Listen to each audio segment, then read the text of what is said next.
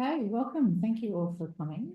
For those of you who don't know me, I'm Haryana Dhillon. I'm a behavioural scientist here at the University of Sydney, but also the chair of the Psycho-Oncology Cooperative Research Group and president-elect of the Clinical Oncology Society of Australia. And it's a great pleasure to welcome you to this inaugural World Psycho-Oncology Day event, which also happens to coincide with the 20th anniversary of the establishment of our research group, which remains unique in the world as the only national cooperative research group that's dedicated to psycho-oncology research. Sorry. As we get started, I'd like to acknowledge the traditional custodians of the lands on which we are meeting here on main campus. We're meeting on the lands of the Gadigal people, and to pay my respects to elders past and present and extend that respect to any Aboriginal or Torres Strait Islander people who are joining us today.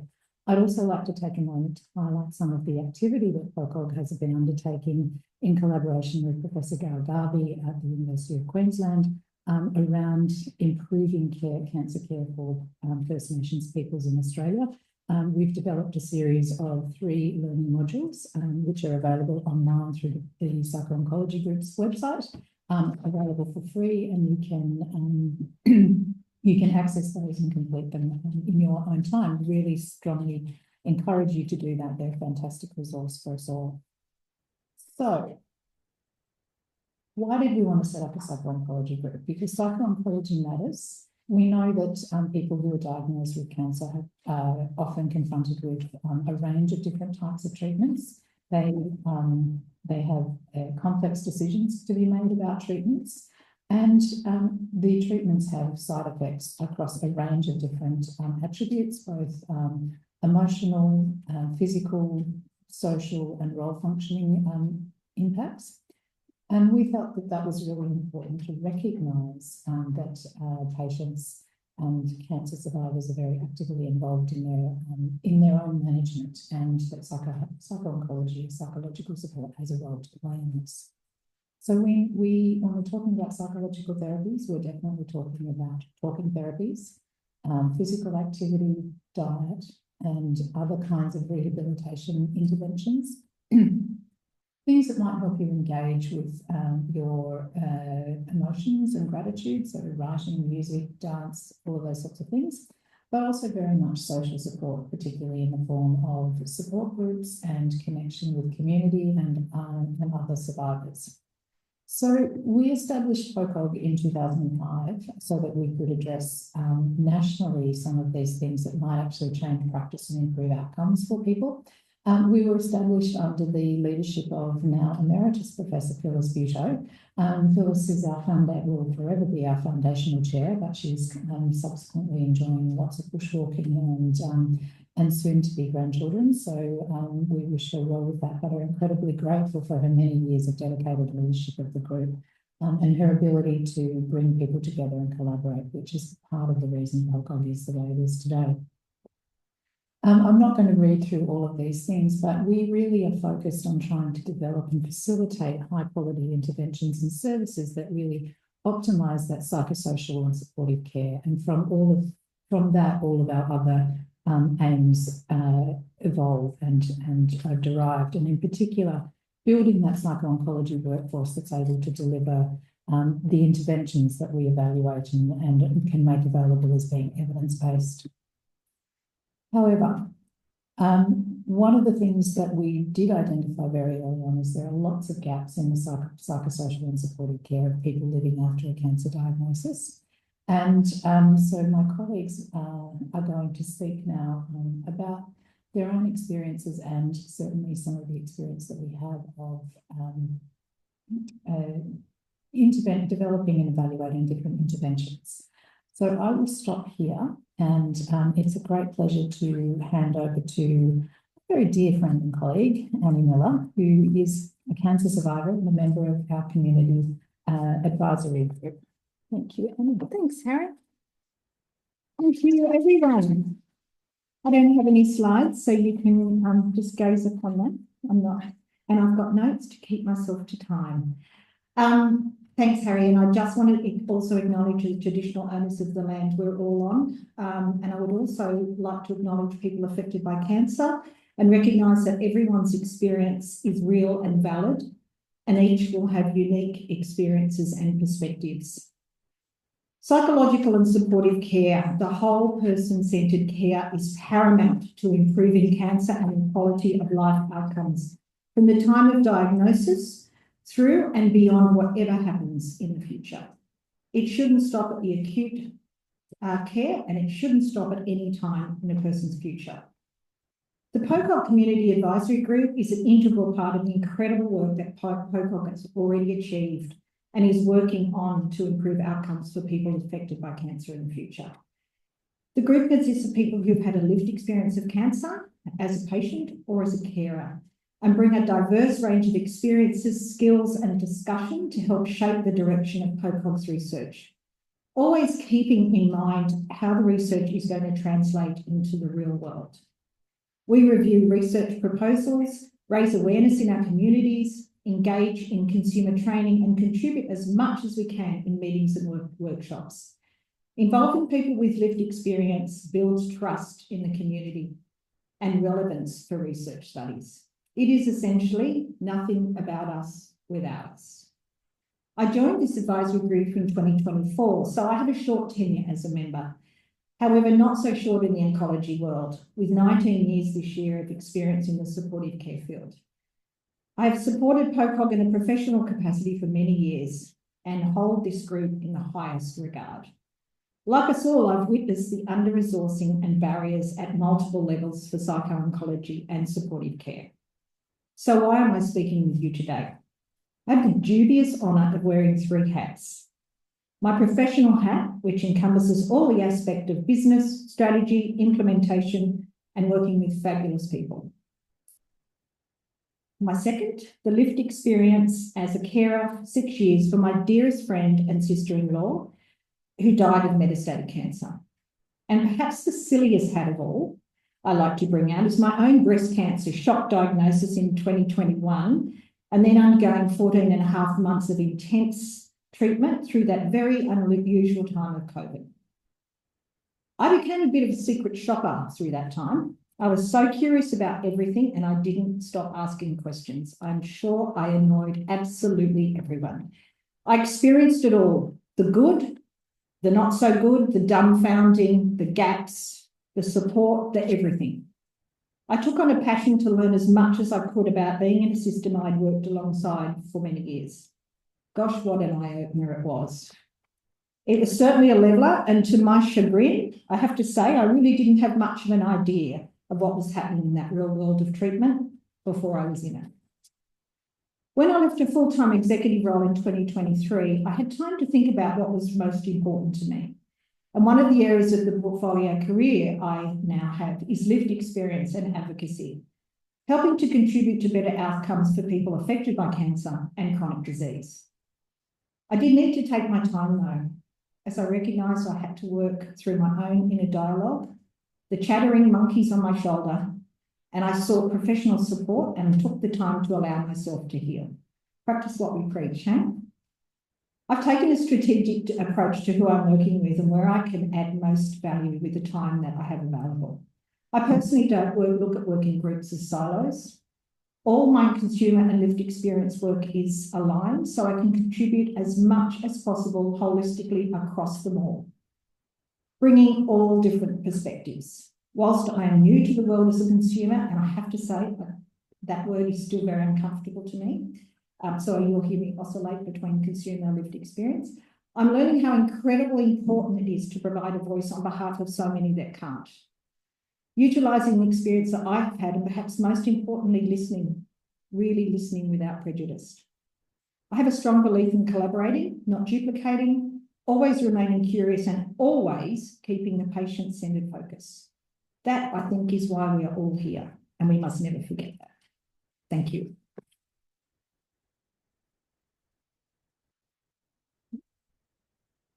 Thank you so much, Annie. It's always fabulous to listen to you speak.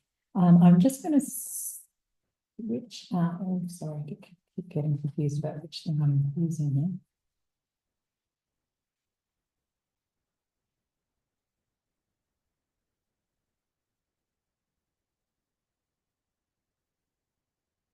Well,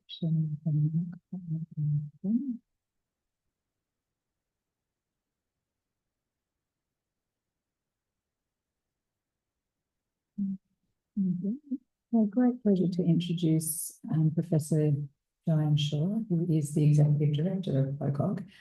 Jo's been working with PoCoG since about 2013. Yeah, I would have said 2012, but there you go.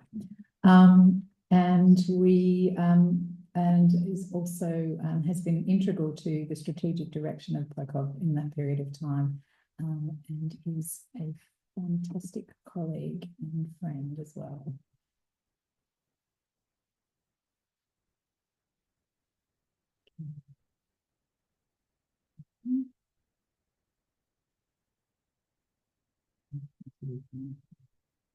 Yeah.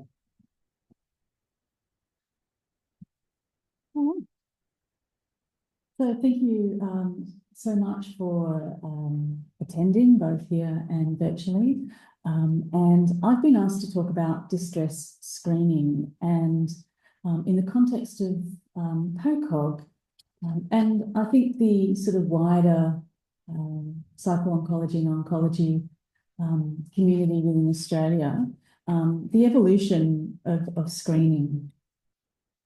So we all know that the prevalence of distress is high in the context of cancer, but stress is actually a normal reaction to a traumatic life event, such as a cancer diagnosis. We also know that there is strong meta-analytic evidence that about 1/3 of people with a cancer diagnosis experience psychological morbidity, most commonly anxiety and depression. And although anxiety and depression are readily treatable, and we have lots of evidence-based interventions, the symptoms often go undetected or the severity is underestimated in busy cancer services. And this is a real problem because in addition to the psychological impact on the individual themselves, anxiety and depression also result in poorer adherence to anti-cancer treatments, more intense experience of side effects, higher use of healthcare resources, and in the case of depression, severe depression, a reduced cancer survival. There are so many guidelines internationally that recommend screening for distress. Despite all of these guidelines, distress screening is not routinely conducted in Australia. There are small pockets of individual centres or individual clinicians who might engage in screening, but we don't have integrated screening programs. We also know that based on about 40 years of evidence from primary care, screening alone doesn't improve patient outcomes. So it's getting on now for nearly 15 years that PoCoG brought together a group of content experts and over many years developed an evidence-based clinical pathway for identifying and managing anxiety and depression amongst cancer patients. I know that we have presented on ADAPT many, many times, so rather than go through the ADAPT trial once again, I thought that I would concentrate more on the screening and the use of clinical pathways. So within the clinical pathway for anxiety and depression, the recommendation is for a two-step screening based on best evidence for screening. So in the pathway, we recommended either the ESAS or the distress thermometer as an initial screener. And for those that score above clinical cutoffs, people are asked to complete the hospital and anxiety depression scale to identify specifically whether their symptoms are consistent with anxiety and/or depression. The scores on the HADs are then mapped to a stepped care pathway such that the interventions recommended within the pathway are tailored to the specific needs of the individual's symptoms.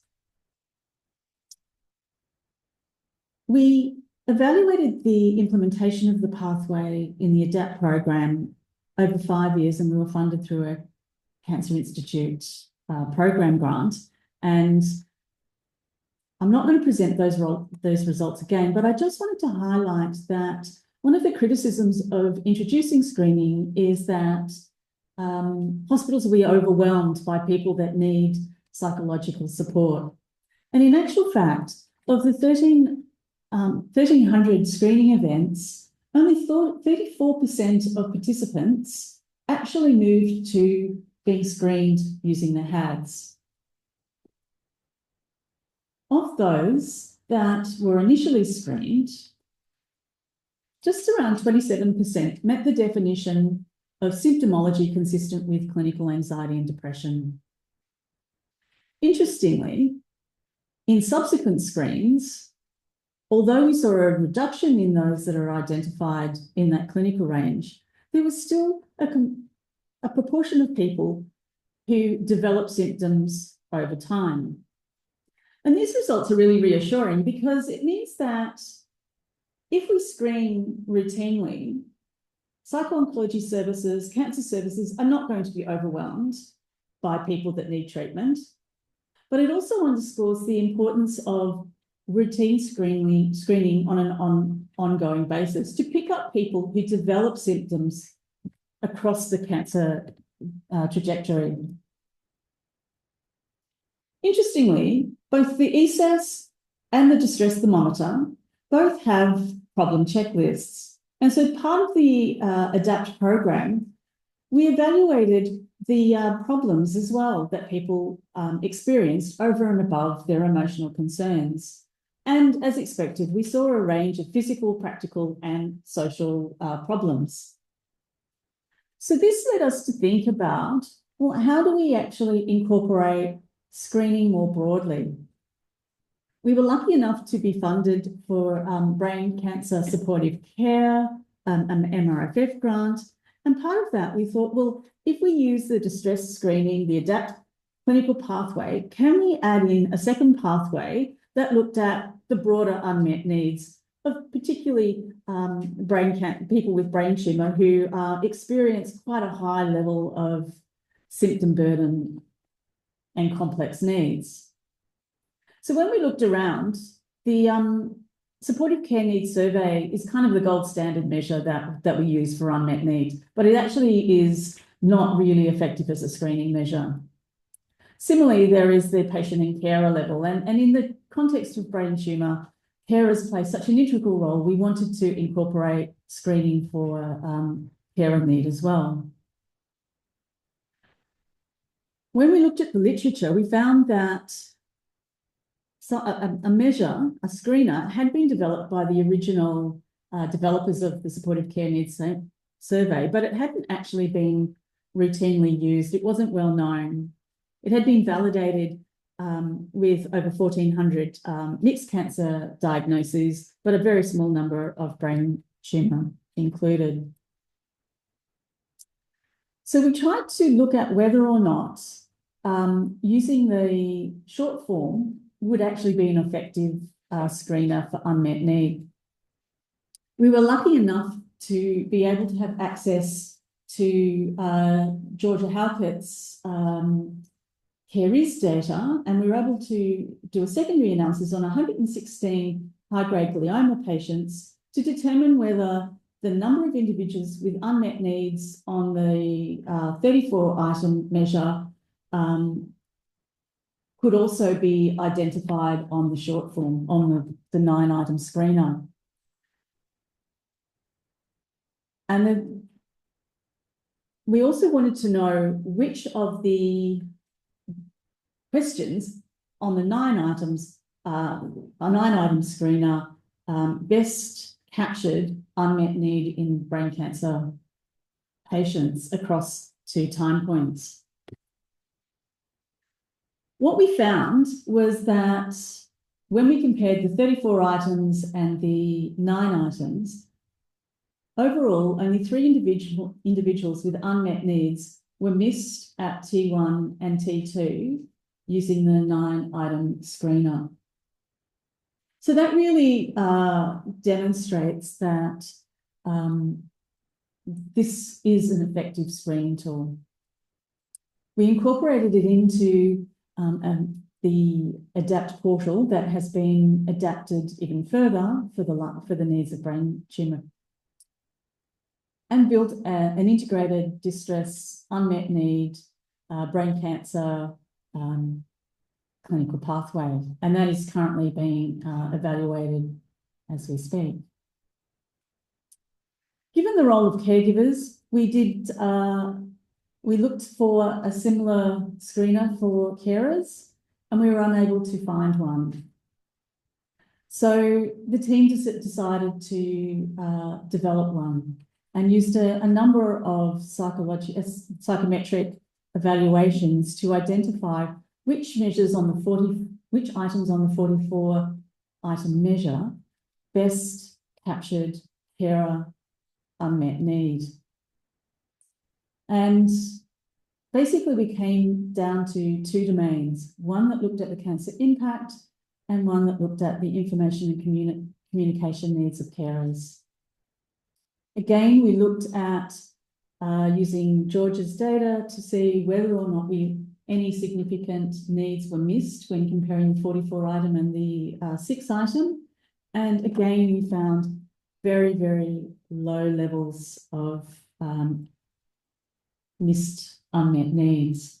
And what we did find was, although there was some unmet need missed, it would actually be picked up in the distress screening using the PADS. So this led us to develop an integrated pathway for brain tumour carers. Now, brain tumour carers brain tumour is a small but complex set of care needs. So we also looked at whether or not we can use the integrated screening for cancer carers more broadly. And so Rebecca Leitzer-Powell has developed a step care model for cancer carers more broadly, and that's currently being evaluated in RCT. I guess the next question is whether or not we can screen for fear of cancer recurrence, and Ben Smith has developed a stepped care clinical pathway for fear of cancer recurrence, and we're looking to evaluate that in RCTs and in the future, and we've literally just submitted another grant today to investigate that. So that really comes down to the question about, if we're interested in looking at the holistic needs of patients and carers, how do we ensure wider implementation of screening?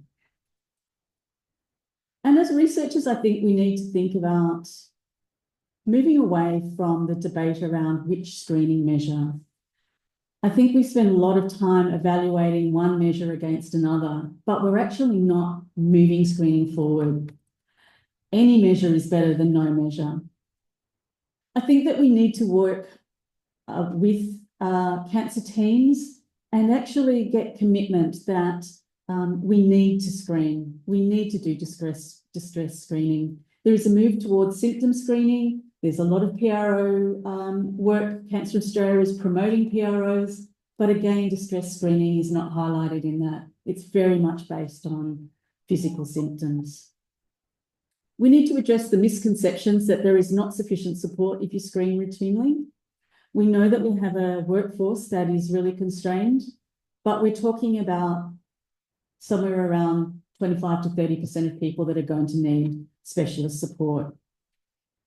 But what we do need to do when we're advocating for support is to ensure that screening is followed up by evidence-based clinical pathways to guide clinicians in their referrals. Thank you.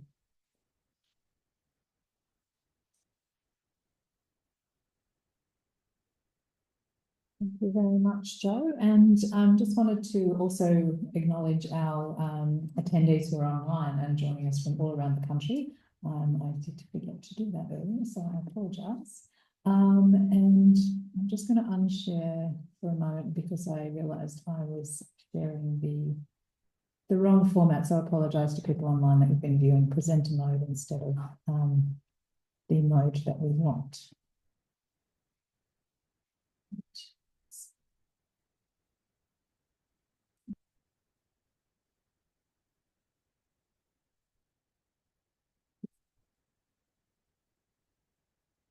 Okay. And, thanks very much, Joe, for having that topic for us. And I'm very delighted to invite Professor Louise Sharpe, who is a clinical psychologist and a long-standing member of PoCoG. I think we worked together before PoCoG even existed. And who now has a role in postgraduate research training here at the University of Sydney, but is still very actively involved in psycho-oncology research. Sorry, Louise, just bear with me. I'm sorry.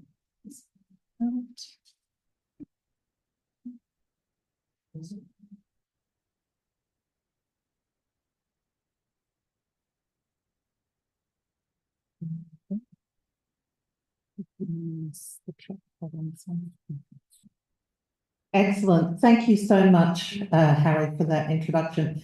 Harry asked me to talk about interventions for fear of cancer recurrence in 10 minutes, so that should be easy. But what I thought I'd do is take you through the journey that I know many of you here have been on with me since it first started. And I think it's no surprise. We always define fear of cancer recurrence as the fear, worry, or concern that cancer will come back or progress. And this is a quote from someone with lived experience in one of my student studies, where you can see that actually the effect of fear of cancer recurrence, I think, is really nicely demonstrated by this quotation. And when I first was involved years ago, in fact, I was reflecting on how long ago it was. I had a phone call from Belinda Hughes, and I was on parental leave with my now 15-year-old child. So that gives you the context. And Belinda said to me, I've just done this survey, which was published some years later. And she said, of all healthcare professionals, there were lots of different ideas about what we could do for fear of cancer recurrence. In fact, they listed 23 different things we could do for it. There's no consensus. Nobody really knew what we should be doing. And 99% of the hundreds of healthcare professionals, I think there were 170 psycho-oncologists and 100 and some clinicians, all wanted training in how to manage this. But the one thing they did all agree on is that often people need professional help. We need to try to find a way to do something. And so I have to say, many of you will know the work, and again, I'm not going to go over stuff that you already knew, but Belinda, working, of course, under Phyllis's leadership, really got together, I think, most of PoCoG at the time, to be honest, to develop what has become known as Conquer Fear. And that was a clinician-developed manual to work with patients. And that has really three, I think, key components to us. The first is values. And that's a recognition that actually when you have a diagnosis of cancer, of course it rocks your world. It rocks your priorities, what's important to you. And people need to have a time and a place to kind of really reflect on that and to reflect what they value, to reflect whether or not they spend a lot of time in their lives working on the things that are important to them, or as many people we hear in clinical practice who, when they get well enough, feel they should do the hoovering or the vacuuming. And I always feel I should never have to do the vacuuming, but sometimes people do what they should, not what's important for them. So clarifying values and helping people to set goals along those lines proves to be really important for that, for people who are living beyond cancer and who have the experience that was suggested in that early quote of really not knowing what the future holds. This little guy is worrying. And one of the things that we found is that a lot of people put worry on a pedestal. and that actually the way people look at worry is really important when they have clinically significant levels of fear of cancer recurrence. You know, they think the worry is going to save them, that if I worry enough, I'll catch that relapse before it happens, that recurrence, and I'll be able to do something about it. Or the reverse of that, where people actually worry that the worry itself will bring the cancer back. And so in Conquer Fear, we spend a lot of the strategies are really trying to target those beliefs. They're trying to target those beliefs that worry is your friend or your enemy. You know, worry is something that actually really takes away from your quality of life, but it actually isn't going to bring your cancer back. And it's also very unlikely to help you to identify something much earlier, as long as you adhere to the usual precautions that are recommended for your particular experience. And the other thing about Conquer Fear, and I guess what I think is really important, and is about the kinds of treatments that I guess we sometimes talk about as being the third wave of cognitive therapy, is this kind of mindful approach to life. So it's a kind of detached mindfulness in this case. So we didn't teach people to meditate in Conquer Fear, but we actually encourage them to know that experiences that they had, thoughts, symptoms, are just that. They don't have to engage with them. They don't have to elaborate them or worry about them. They can just let them be like clouds in the sky that will pass. And that kind of acceptance of negative experiences is something that's really important, and I think does bring together all of those kinds of third wave approaches that have been used in the area of fear of cancer recurrence. Now, you've all seen this graph a million times. Just to let you know, Conquer Fear was a very effective treatment for fear of cancer recurrence. In fact, it was more effective than what was really a very, very viable alternative, which was relaxation training. And that was true not only pre to post treatment, but at 3 months and 6 months, the benefits kept occurring. And in fact, many of us at PoCoG, and who are part of the Forwards Special Interest Group, were involved in this meta-analysis that was led actually by Bobby's team and by Nina Tauber, which looked at all the treatments that were available. And what it found was that there were largely 2 types of treatment that were effective for fear of cancer recurrence. So the kind of third wave treatments that are based on that kind of mindful acceptance. So that's mindfulness, acceptance, commitment therapy. Conquer Fear falls into this category, and cognitive behavioural treatments. So cognitive behavioural treatments are traditionally used a lot for distress, for anxiety and depression.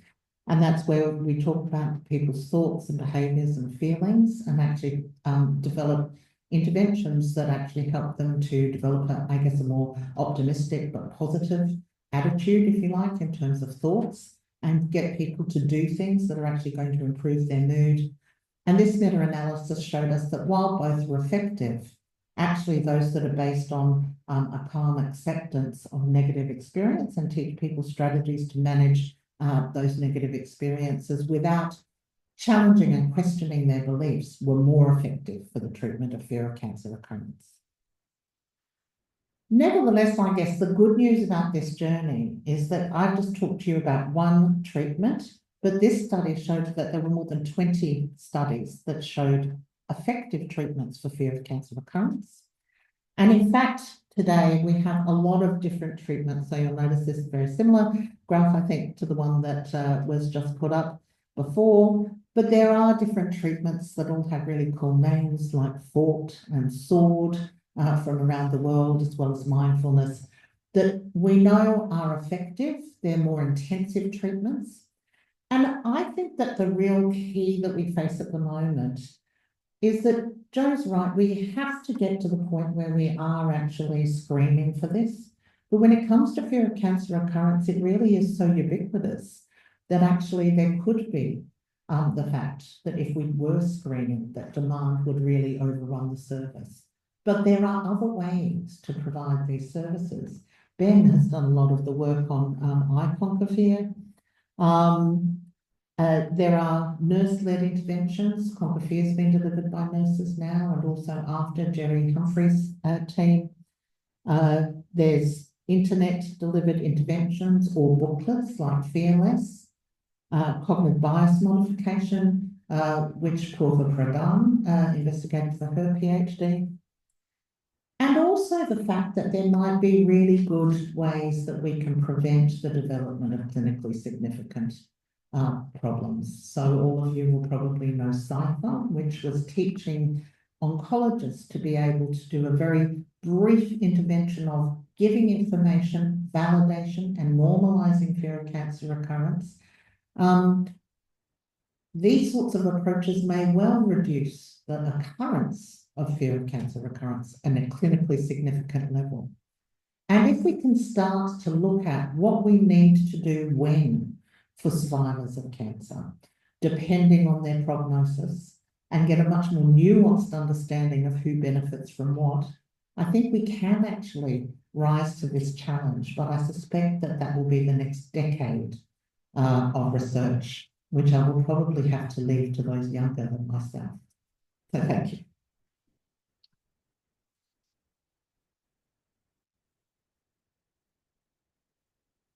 Thank you so much, Louise. Always insightful. And a great story on yet we've done things differently over the years.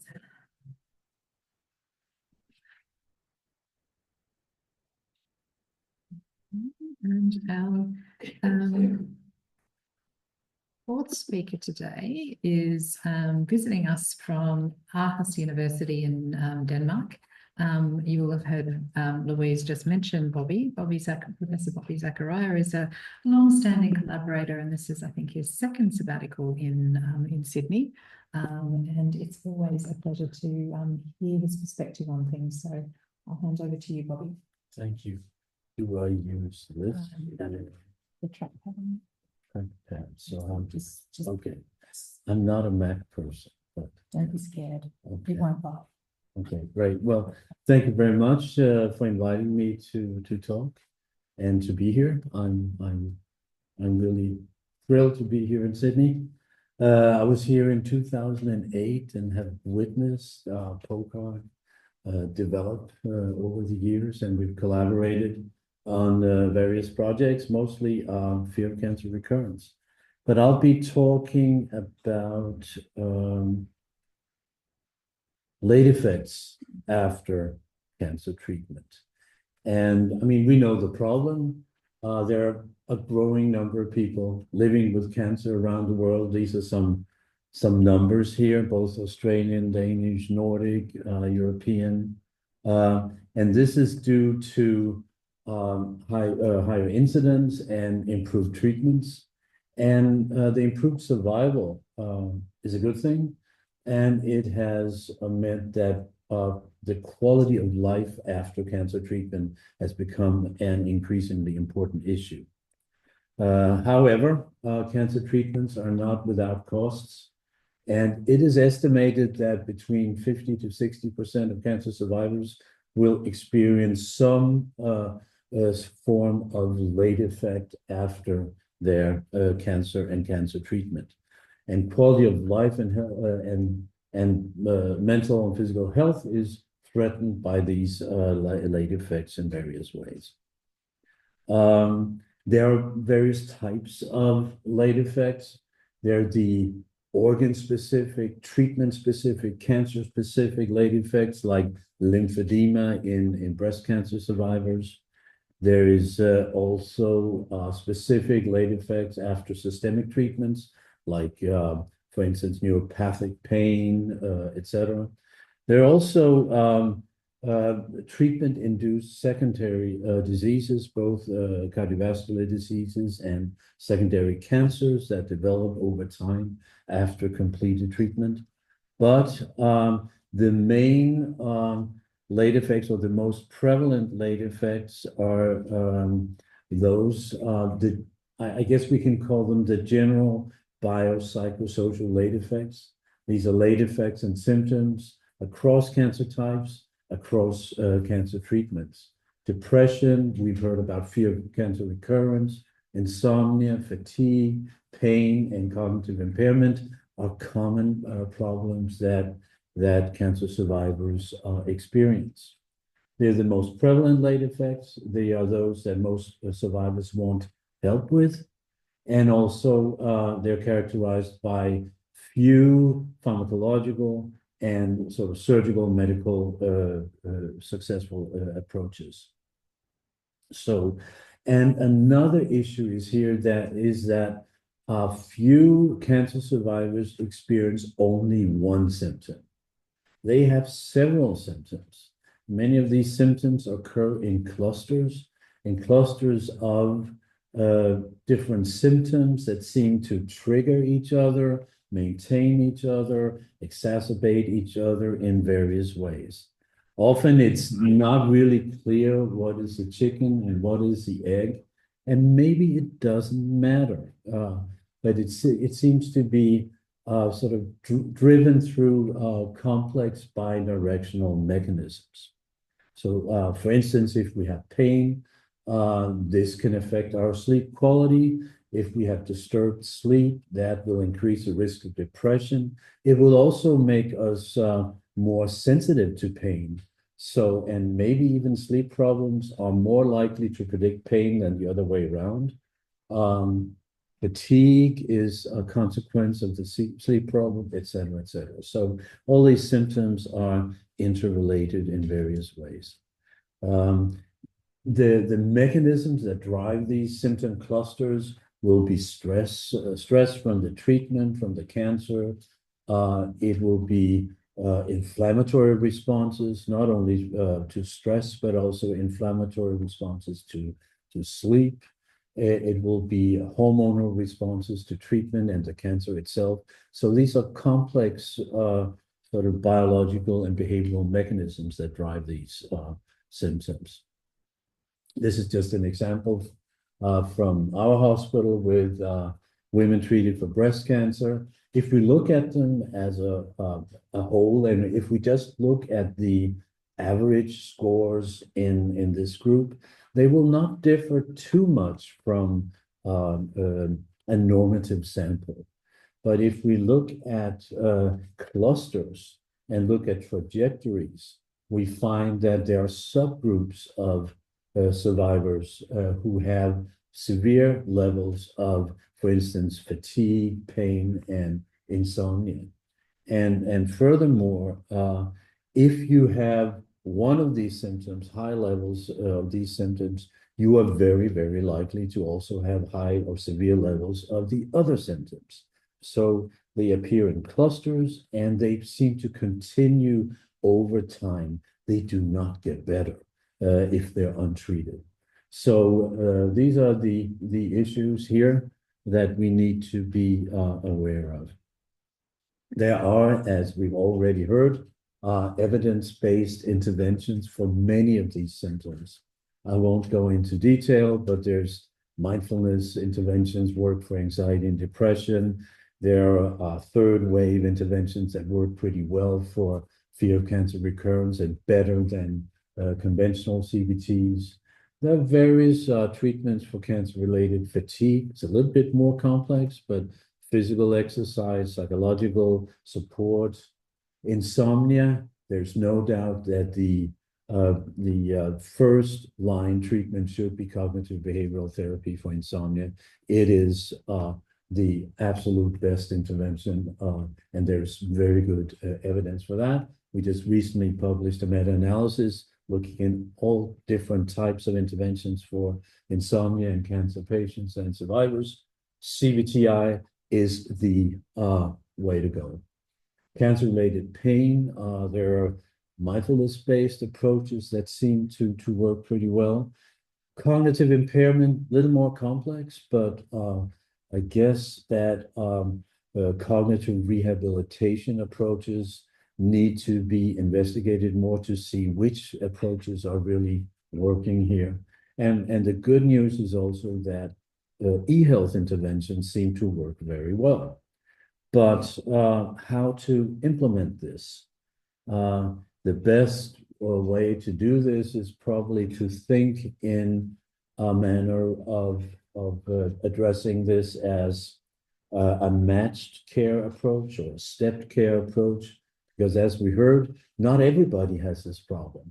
Very many cancer survivors have very few symptoms.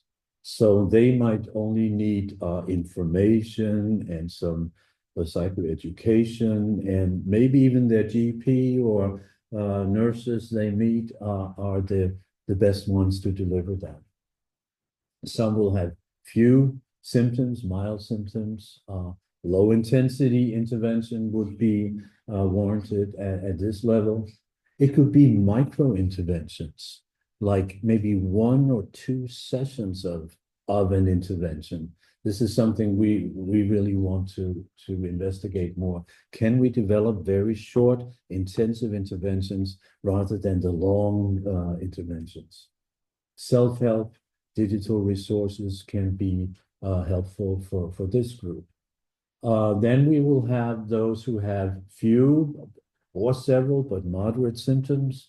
And here we have various group approaches that could be relevant. We could have digital interventions. There are even fully automated digital interventions delivering cognitive behavioral therapy for insomnia, for instance, that work very well.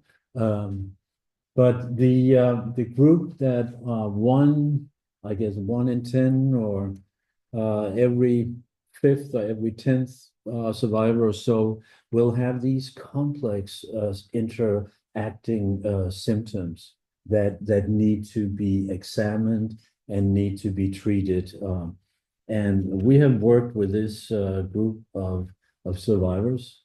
And the first step after screening, if we find that they have sort of 1 or 2 at a severe level of symptoms, in a project we've been running, we've invited them to a multidisciplinary team conference. This MDT conference includes oncologists, nurses, psychologists, and the conference is led by a psychologist that asks the patient about what is this, what is the most important thing for you to get help with? What is the most important symptom, the most distressing symptom? What is your most significant unmet need? And when you have several symptoms, what is the chain of causality? Is it the sleep that's driving your pain or your fatigue, or is the fatigue and the sleep unrelated? And all this will tell us what should we try to treat first, because if it seems that the sleep problem is probably driving some of the other symptoms, maybe we should target the sleep problem first. If not, maybe it's something else we should target. So what should be treated first, and who is responsible, who has the necessary expertise? And we have developed sort of a matrix for how to approach these problems. On the left side, we have the different symptoms, and then column 2 lists the probable maintaining factors that seem to maintain these symptoms. If it's insomnia, it could be altered sleep patterns. It could be physical hyperarousal. It could be worry and rumination, which are driving factors. If it's pain, it could be fear, avoidance, catastrophizing, etc. So I won't go into details, but these various maintaining factors can be addressed with a number of psychotherapeutic models. And these models have different components. So out on the final column on the right, there are various components that we think are reasonable approaches to address these symptoms. And if we look at, for instance, value-based activities as one component, it can actually help address a lot of symptoms, several symptoms. If we look at, for instance, decentering as another third wave approach, it could be helpful for several symptoms as well. And also, if we look at sort of relaxation, deactivation as a component, it can be helpful for some of the other sort of maintaining factors. So this is, we've just published a paper, a feasibility study where we've looked at this approach. And so I will conclude that biopsychosocial late effects are common across cancer types and treatments. They tend to occur in clusters of interrelated symptoms. And I think our best estimate is that approximately 1 in 5 cancer survivors experience 1 or more complex late effects that are maintained up to several years after primary treatment. So again, the systems will not be overwhelmed. It's 1 in 5 who need the complex approach. There are evidence-based interventions, but there's a need for differentiated, personalized matched care solutions that match the symptom profile and the needs of the cancer survivors. And these solutions need to be implemented in collaboration between the relevant healthcare sectors responsible for cancer follow-up. This is actually where the problems arises, because the different sectors and the different groups do not necessarily talk to each other or interact with each other. So we need to have this supported by clinical practice guidelines to ensure equal access to evidence-based assessments and treatments for those in need. And right now in Denmark, we are working on developing clinical practice guidelines for these late effects and for how they may interact and how they can be addressed in the Danish healthcare system. Thanks.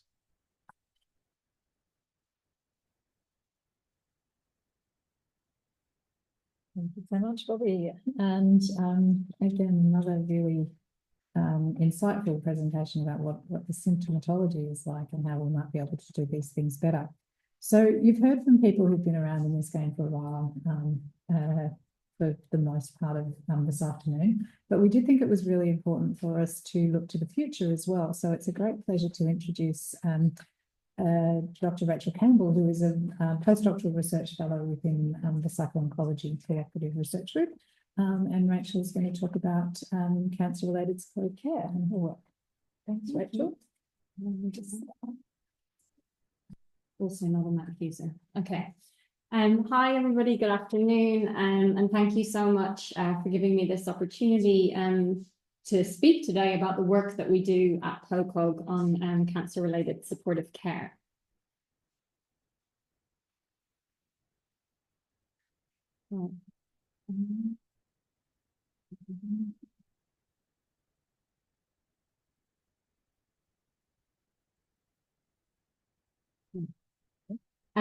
So I think, as we've already heard throughout the other presentations today, at PoCoG, we conduct research to develop and provide supportive care interventions to people experiencing both physical and psychological symptoms due to their cancer and its treatments. And so to provide an example of the work that we do as part of the Brain Cancer Rehabilitation, Assessment and Interventions for Survivorship Needs program, or the BRAINS program as it's called. And we have been developing a suite of, developing, evaluating and implementing a suite of supportive care interventions to address common symptoms that are experienced by brain cancer survivors.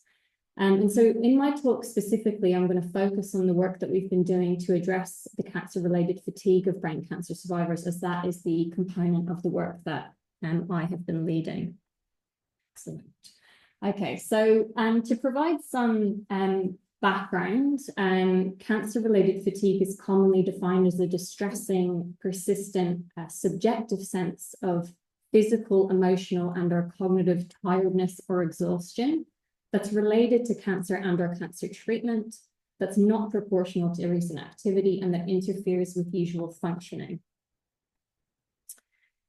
And so fatigue is the most common symptom that is reported by people with a primary brain tumor. So among those with low-grade gliomas, up to 77% report cancer-related fatigue, and around 40% continue to report fatigue up to 8 years after finishing treatment. And these prevalence rates are even higher among those with high-grade gliomas, particularly following a tumor recurrence. And in a recent qualitative study that our research group conducted, we found that this fatigue has really diverse impacts on the daily lives of people living with a brain tumor. And so for some, we found that it worsened their brain tumor-related symptoms, in particular their cognitive difficulties. Others reported the psychosocial impacts of their fatigue, so in terms of on their mental well-being, but also on their relationships. So many talked about kind of lacking the energy to spend time with their loved ones, which then, of course, could lead to tension within their relationships. And many reported the functional impacts of fatigue. So many talked about having to either stop or reduce work or study, and finding it really difficult just to carry out their normal everyday tasks like, doing the groceries or cooking and cleaning. And others also talked about just simply finding it difficult to do activities that they used to really enjoy doing, like just simply doing their hobbies or traveling.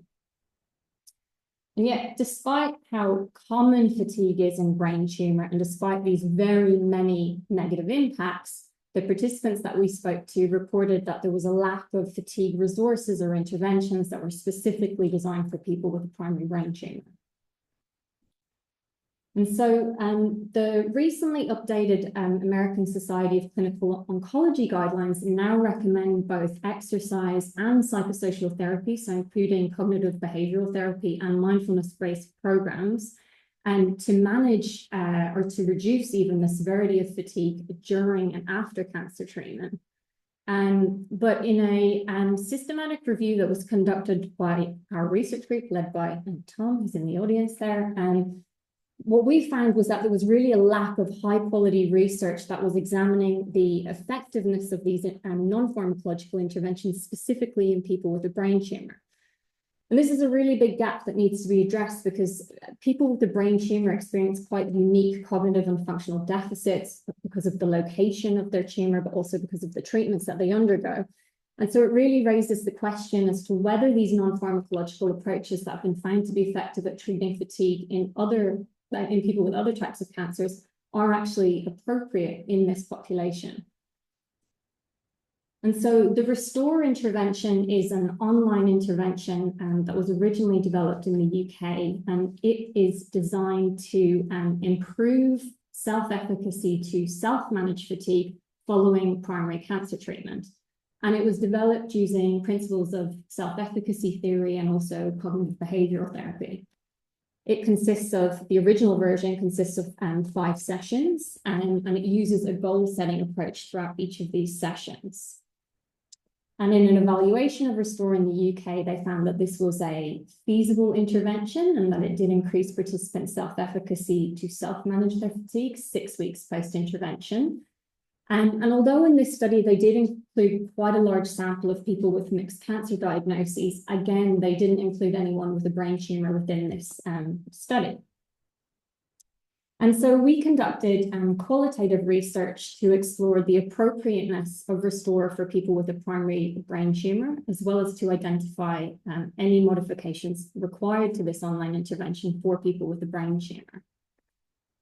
And overall, we did find that it was a desirable and acceptable intervention to treat fatigue in people with a brain tumor. But many of the participants did say that it needed kind of greater flexibility and tailoring of the content for it to really be appropriate for them. And so in total, we derived 32 recommended modifications to the intervention from participant feedback. So it's kind of a snapshot of the list there. I won't go through them all in detail.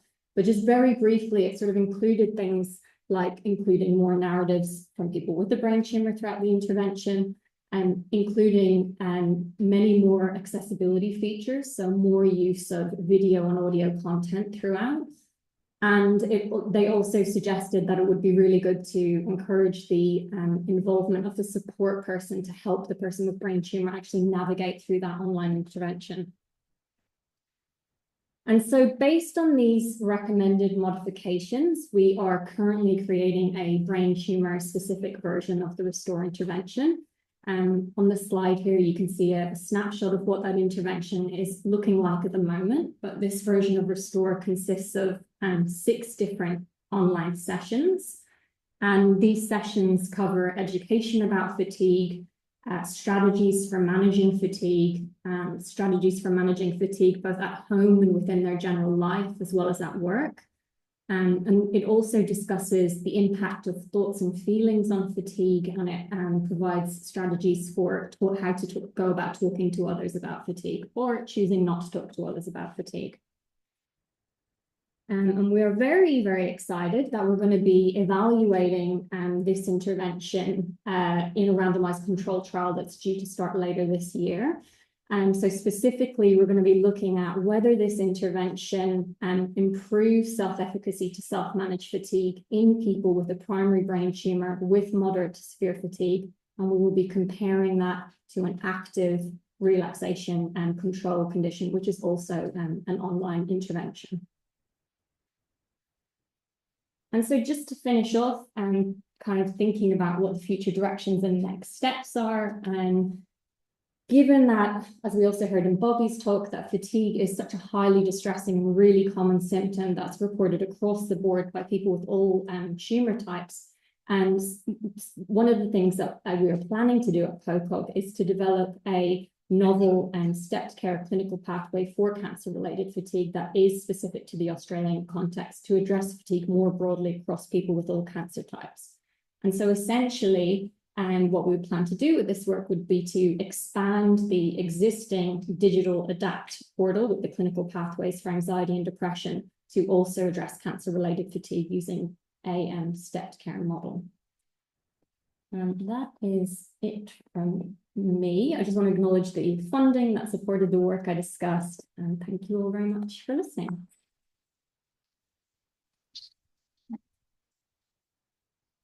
Thank you so much, Rachel, and again, really great to see that body of work. Unfortunately, we are almost out of time, so I don't think we'll take any questions, but I'm sure all of us would be happy to answer any questions that you may have at some point in the future, either by email or at other meetings and so on.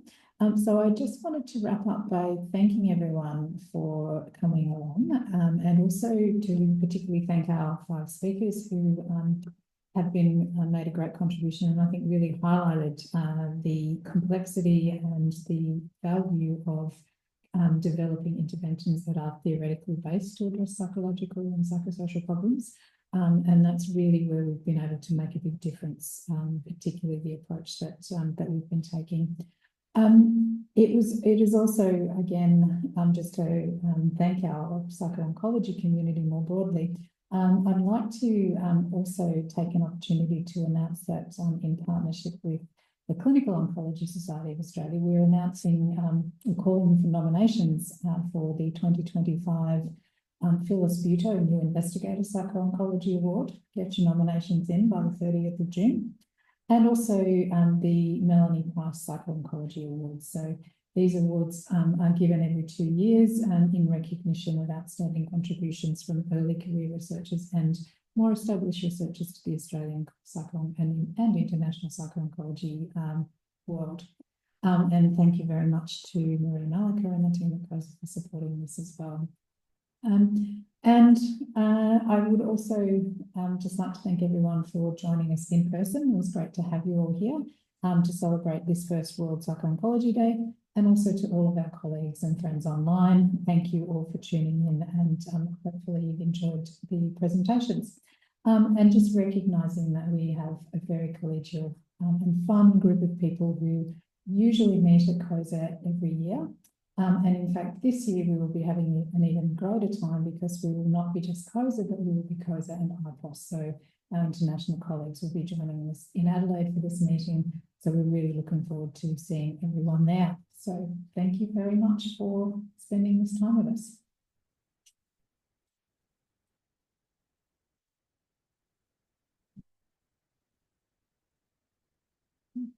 Just shut down the webinar.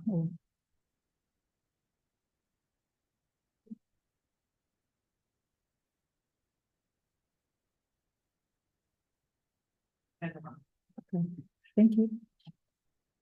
Enjoy.